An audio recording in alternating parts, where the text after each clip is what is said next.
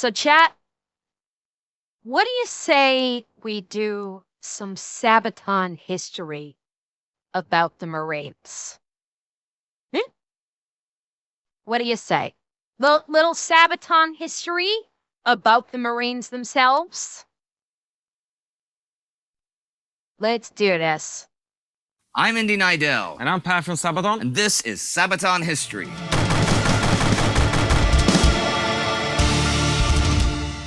The U.S. Marines, who got the nickname Devil Dogs, made a serious impact towards the end of the First World War. And we thought that Devil Dogs would be a perfect title for a Sabaton song, and the story was really good.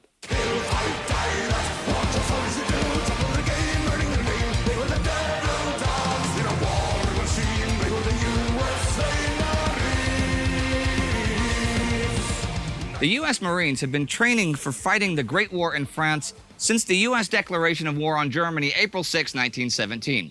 They were a rather small force, not even 14,000 men strong.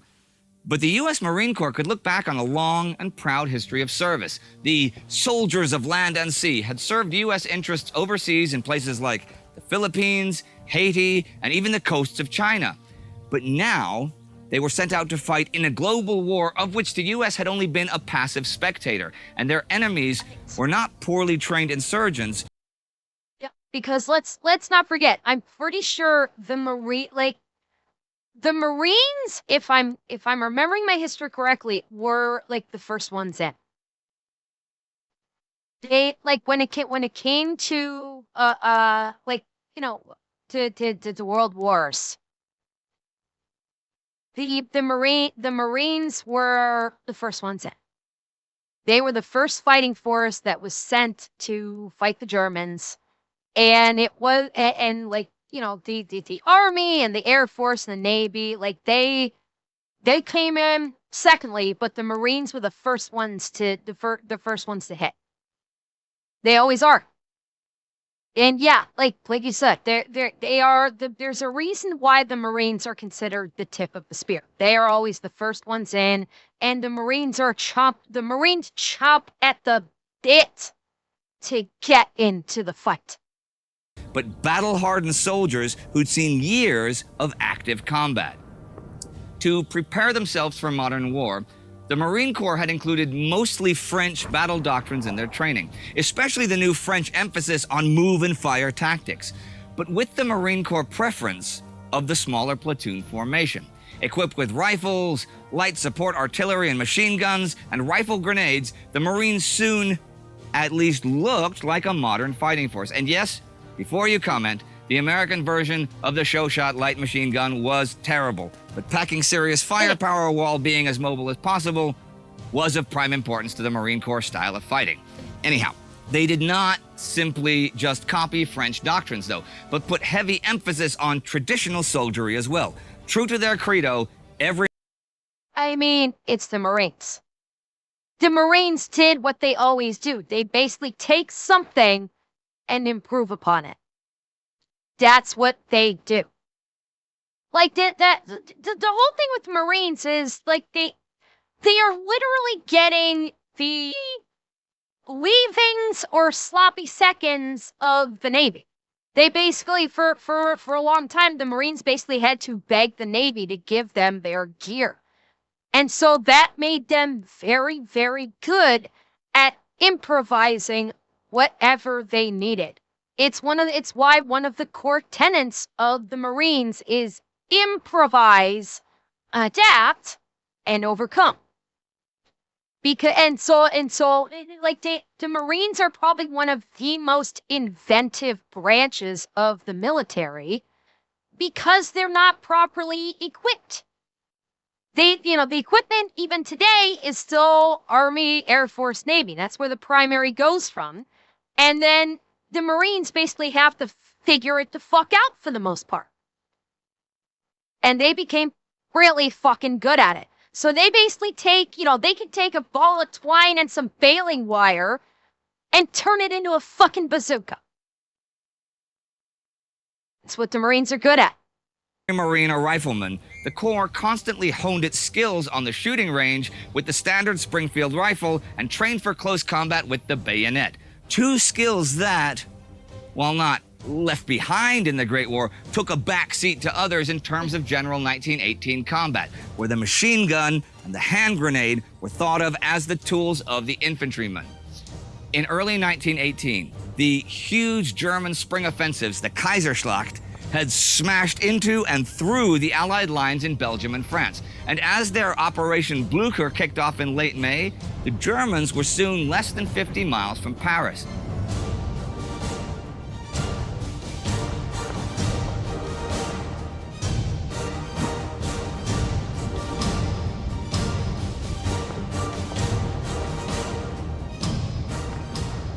Panic spread, even though the offensive was pretty clearly running out of steam, and the Allies urged the Americans to send in reinforcements. The Marines, as part of the 2nd American Division, were among those first reinforcements that were judged ready to be sent into action. Operation Blücher had created a large salient across the Aisne River and into the French front lines from Rheims to Soissons, and the German army was trying to get a hold on strategically valuable positions from which to launch further attacks. Such a position was Belleau Wood. The first elements of the 5th Marine Regiment were rushed into the lines on June 2nd. They were greeted by exhausted French soldiers who suggested the Marines follow their retreat, to which Captain Lloyd Williams only retorted, "Retreat? Hell, we just got here." The French were by no means broken, but they had taken a hard hit, and the Americans had to take the defensive lead and dug in. The next day, as the Germans advanced from Belleau Wood over an open wheat field, they were unexpectedly met by highly accurate rifle fire and cut down in large numbers before hastily retreating back to the wood, probably wondering what the heck had just hit them. The German positions within Belleau Wood overlooked a wide area, and the small town of Belleau itself and its surroundings. And if an Allied counterattack was going to successfully eliminate the German salient and drive them back over the Aisne, their positions in Belleau Wood had to be taken. The next day, June 3rd, the Marines formed up in light order and marched over the same wheat field towards the woods to take it by storm. But as they marched into the open, they were suddenly hit by rifle and machine gun fire. Taking heavy casualties, the advance was quickly halted and the survivors pulled back. Clearly, the Americans were still green. They had to learn, and learn fast. Yep. And Marines are, if nothing, they learn fast. The Germans opposing them were veterans of the 4th Reserve Corps. Their commander was Major Joseph Bischoff, a career soldier who had fought in the German Africa mission and was himself an experienced bushfighter. Although his men were suffering from exhaustion and chronic shortages of ammunition, shells, and food, he was determined to put his experience to good use in the thick of the woods, carefully prepared his defenses. Thick undergrowth of bushes and large boulders were ideal hiding spots, and the steep ravines and hills slowed down every advance. So while it was really difficult to maintain an attacking formation, it also was to maintain a static line of defense. Belleau Wood was a place of small unit fighting.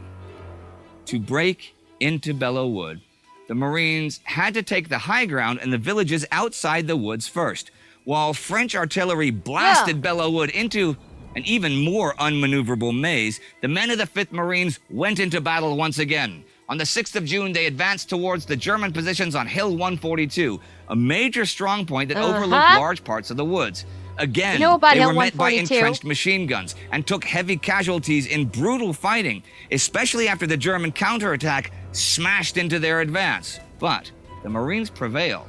The hill was strewn with mutilated bodies from both sides, but it demonstrated that the Marines were not shaken by the effects of battle, which was good, because this was only a taste of what was yet to come.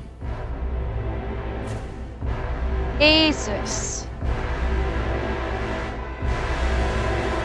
On the 11th, another major attack began. While other Marine companies attacked from the north and south, the main force was again ordered to advance over the open wheat field. This time, though, they had the help of a heavy ground fog that shrouded the advancing Marines from the eyes of the German outposts until they were already on top of them. Bayonets first, the Marines stormed into the German trench lines, attacking at close range. In those woods, the men were cut off. The heavy fog made flare guns ineffective, and telephone lines were already cut by the shelling. Only cold steel and personal bravery would prevail. The Americans were victorious in rolling up the forward defenses, but the Germans were not done yet. Vanishing in the bushes, they retreated to new defenses. The initial rush had cost the Marines dearly, and during the night, they were suddenly hit by 7,000 mustard gas shells, saturating their surroundings with deadly toxins. God Still, damn. they were determined to push on, NCOs leading the small platoons. Machine gun nests were stormed by all-or-nothing bayonet charges. Grenades exploded among trees and rocks, sending deadly splinters flying through the chaos of battle, and snipers targeted them from the treetops. But still, the Marines kept up their momentum. In fact, their aggressiveness was their best asset in those thick woods. More than once, they pushed through the German lines, then rolled up their defenses from the rear. In the spirit of Dan Daly, who just days before had spurred on his fellow Marines with the words, "Come on, you sons of bitches, do you want to live forever?" the Marines surged forward. Few prisoners were taken in these days of the war, if any. It was merciless you or me, close-range fighting, with no room for quarter. After days of combat, the Germans had lost significant chunks of ground and finally broke on the evening of the 24th. They fled to their last fortified positions near the edge of the woods. The Marines, though, had to stop as well.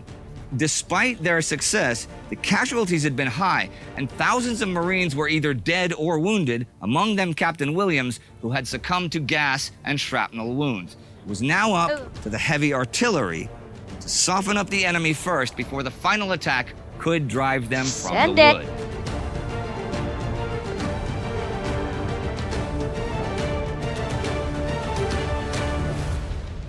After a night of heavy shelling, the Marines moved out. Again, they met heavy machine gun and sniper fire. But after a few hours of heavy fighting, the battle was pretty much over. Ever more exhausted and demoralized Germans surrendered without a fight, and whole companies were captured by single men. By midday, June 26, after 25 days of fighting, the last Germans in the wood were killed or captured. The report to American headquarters read, "Woods now U.S. Marine Corps entirely." The fighting for Belleau Wood became an instant PR hit in the American media. Ecstatic newspaper headlines ran on how the Marines saved Paris and of how the vicious devil dogs, as they were called, were feared by the Germans. Belleau Wood was in many ways the birthplace of the modern U.S. Marine Corps, and the name Devil Dog stuck after the heavy fighting of those June days in 1918.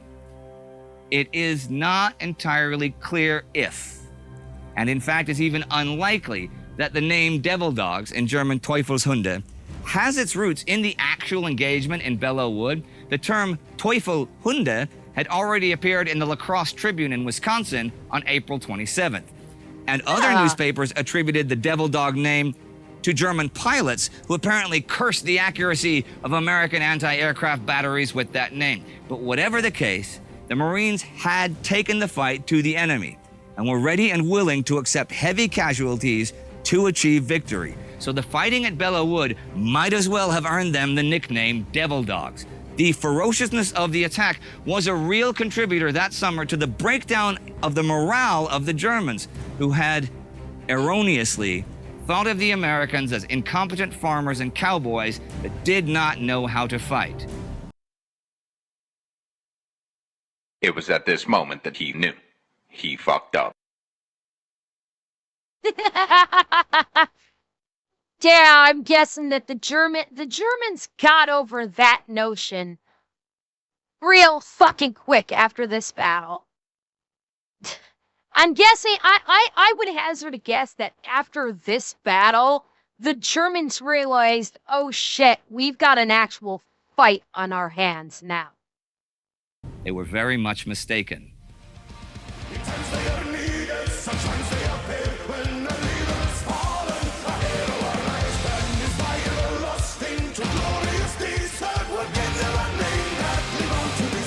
Okay, now Devil Dogs is from the new album, The Great War. Yep. Yes. And one of the things that catched my attention while writing this song was the phrases that were supposedly said during this one. All right, you sons of bitches. You want to live forever? Yeah. That one. Yeah. And we even put it into the song. So when Joachim was recording, he was like, and where do I sing this? Like, there are no melody for this. Oh, yeah. And I was like, no, that's just the feeling that you do when in this part. And he's like, then I know. Wait, can we hear that little bit? Come on, you sons of bitches! Do you wanna live forever? Yikes. There we go. Shockingly as it is, I mean, when I'm writing something, I try to zoom in on the maps and see what it is. Yeah.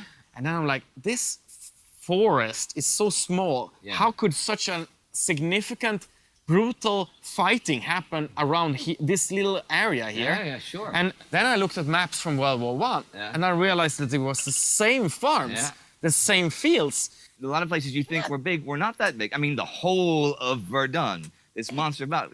You can walk it. You can walk it in an afternoon. I mean, it's the size of central Stockholm. That's not that big, you know, for 800,000 people to lose their lives. And Belleau the same. I mean, you walk across it in a few minutes, not like, even half a day. Like, wait, Really? where's the rest of it? You can watch it. You can That oversee tiny. the whole thing. We also even went, before we met in Verdun, you remember that? Yeah, sure, we had fun. Stopped at Belleau Wood Memorial. All right, okay.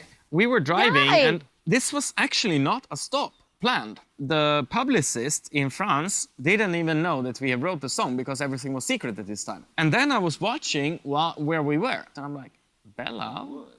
Okay.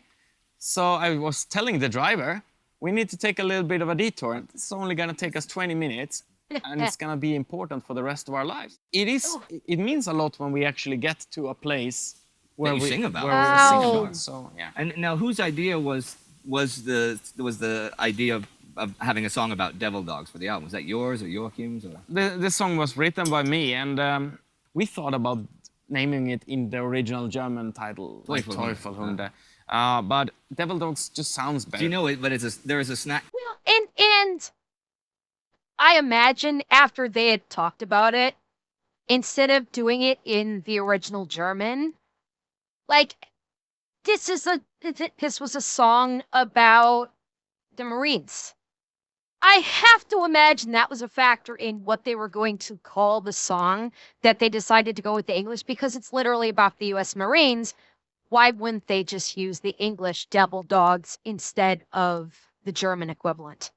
Because Sabaton has a great deal of respect for the military in the songs that they write, because they do so much music that is centered around he was just saying in the original German.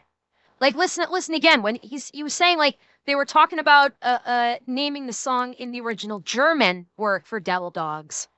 By me, Listen. and we thought about naming it in the original German title, like Teufelhunde. But Yeah. They were thinking about just naming the song Teufelhunde, which was the original German word for the devil dogs that the Germans came up with. But it's a song about American Marines. Yes. Oh, yeah, okay. You didn't realize they were talking about the name of the song. Yes, the name of the song. I have to imagine it probably, like, very quickly they came to the conclusion, like, we're doing a song about the Marines. Of course, it's got to be called Devil Dogs in English to honor the Marines, because Sabaton is always, like, they're incredibly respectful of the military that they sing, that they write their songs in regards to. Like, these guys are deeply respectful of all of the military, regardless of the sides that they're on. And yeah, I imagine that conversation probably was not long or for base before they said, no, we have to use the English for it. Devil Dogs just sounds better. Do you know it? But there is a snack cake called Devil Dogs in the States. It's chocolate and it's got cream on the inside. I don't know if it came after or before the Marines and stuff, but they're good though. They are good. I have to try that. Well, you'll be touring the States later this year, right? Yeah. Okay, cool. So bring us back a box of Devil Dogs. I will so bring we can it back. do like a review with the whole band. We can get Tommy and Chris and Hannes here, And we all everybody eat can the Devil Devil Dogs. Dogs. Well, since this is a song from the new album, can we hear another few seconds of that music?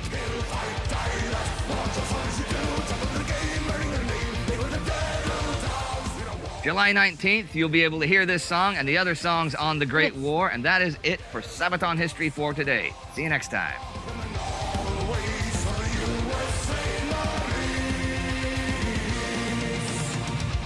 So if you are a patron, you can get the Sabaton albums in a very nice edition, featuring Indy Nidell, autographed by us, and see you next time. Nice. Nice. That was great. That was great. I mean,